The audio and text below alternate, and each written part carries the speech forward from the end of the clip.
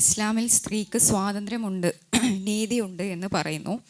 എങ്കിലും സ്വത്തവകാശത്തിൽ സ്ത്രീക്കൊന്നും പുരുഷന് രണ്ടും എന്നത് ഇതിനെതിരല്ലേ എന്നതാണ് ചോദ്യം. നമുക്കറിയാം, സ്ത്രീയുമായി ബന്ധപ്പെട്ട് ഏറ്റവും വിശാലമായ രീതിയിൽ സംസാരിച്ച ദർശനമാണ് ഇസ്ലാം.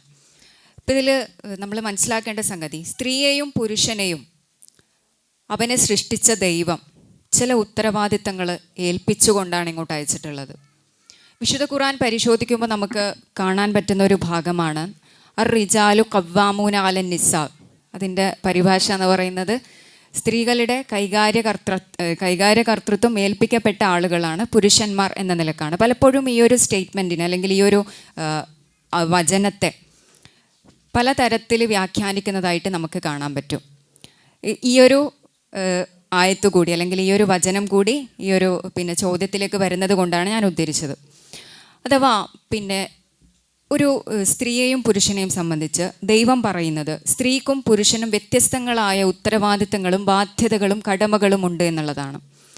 ഒരു കുടുംബത്തിൻ്റെ ഉത്തരവാദിത്തം അഥവാ അതിൻ്റെ സാമ്പത്തിക ഉത്തരവാദിത്തം ഏൽപ്പിക്കപ്പെട്ടിട്ടുള്ളത് പുരുഷനാണ് എന്നുള്ളതാണ് ഇസ്ലാം മുന്നോട്ട് വെക്കുന്ന കാഴ്ചപ്പാട്. അഥവാ തൻ്റെ കീഴിലുള്ള ആ പുരുഷൻ്റെ കീഴിലുള്ള അവൻ്റെ ഇണയുടെയും അവൻ്റെ മക്കളുടെയും മാതാപിതാക്കളുടെയും ഒക്കെയും സാമ്പത്തികമായ ബാധ്യത നിർവഹിക്കേണ്ടത് ആ കുടുംബത്തിൻ്റെ രക്ഷാധികാരിയായ പുരുഷനാണെന്നുള്ളതാണ്. അപ്പോൾ ഇത് ഒരു സംഗതിയായിട്ട് നമ്മൾ മനസ്സിലാക്കുക. രണ്ടാമതായിട്ട് നേരത്തെ പറഞ്ഞു, സ്ത്രീയുടെ മഹറിനെ കുറിച്ച് പറഞ്ഞു അല്ലേ. സ്ത്രീ വിവാഹം കഴിക്കുമ്പോൾ അവളുടെ അവകാശമായിട്ടാണ് ഇസ്ലാം മഹറിനെ കുറിച്ച് സംസാരിക്കുന്നത്. അഥവാ ഈ മഹർ കൊടുക്കേണ്ടത് ആരാ? ഈ പുരുഷനാണ്. അപ്പോൾ ഈ രണ്ട് ഉത്തരവാദിത്തങ്ങൾ പുരുഷന് വരികയാണ്. ഒന്നാമതായിട്ട് ഏറ്റവും പ്രധാനപ്പെട്ട കുടുംബത്തിൻ്റെ ഉത്തരവാദിത്തം, കുടുംബവുമായി ബന്ധപ്പെട്ട സാമ്പത്തിക ഉത്തരവാദിത്തം.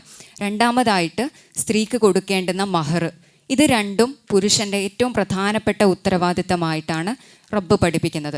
ഇനി സ്ത്രീയെ സംബന്ധിച്ചിടത്തോളം നമ്മൾ പരിശോധിച്ച് നോക്കാം.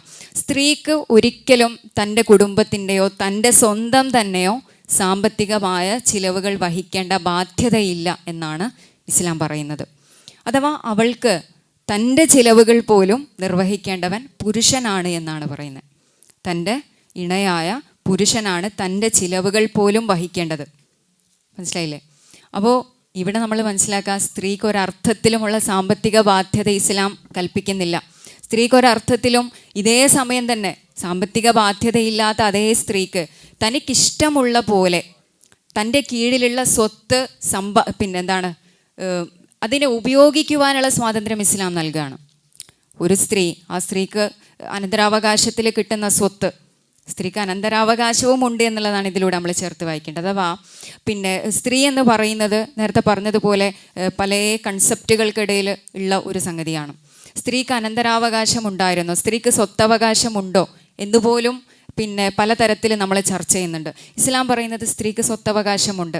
പക്ഷേ സ്ത്രീയുടെ അവകാശം എന്ന് പറയുന്നത് ഇവിടെ സൂചിപ്പിച്ചതുപോലെ പുരുഷൻ്റെ രണ്ട് സ്ത്രീകൾക്കുള്ള ഓഹരിയാണ് ഒരു പുരുഷനുള്ളത് എന്നാണ് വിശുദ്ധ ഖുർആൻ പറയുന്നത്. അല്ലാണ്ട് പുരുഷൻ്റെ നേരെ പകുതിയാണ് എന്ന പ്രയോഗം പോലുമല്ല. അതും കൂടി നമ്മൾ പരിശോധിക്കണം. അപ്പോൾ ഈ പുരുഷന് സാമ്പത്തിക ബാധ്യതയുള്ള ഈ രണ്ട് സംഗതി.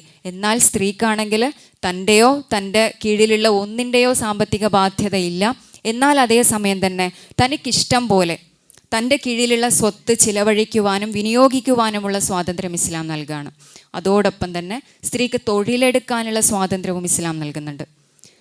തനിക്ക് ഒരു ബാധ്യതയുമില്ല, എന്നാൽ അവൾക്ക് സമ്പത്തിന് വേണ്ടിയിട്ടുള്ള തൊഴിലെടുക്കാനുള്ള അവകാശവും സ്വാതന്ത്ര്യവും ഇസ്ലാം വകവെച്ച് കൊടുക്കുകയും ചെയ്യുന്നുണ്ട് എന്നുള്ളതാണ് നമ്മൾ ഇതിലൂടെ ചേർത്ത് വെക്കേണ്ടത്. അപ്പോൾ നേരത്തെ പറഞ്ഞ രണ്ട് ബാധ്യതകളുള്ള പുരുഷന് ഒരു ബാധ്യതയും ഇല്ലാത്ത സ്ത്രീ, ഇവിടെ ആർക്കാണ് ഈ അർത്ഥത്തിൽ കൂടുതൽ സാമ്പത്തിക സഹായങ്ങൾ ആവശ്യമുള്ളത്? പുരുഷനാണ് അല്ലേ?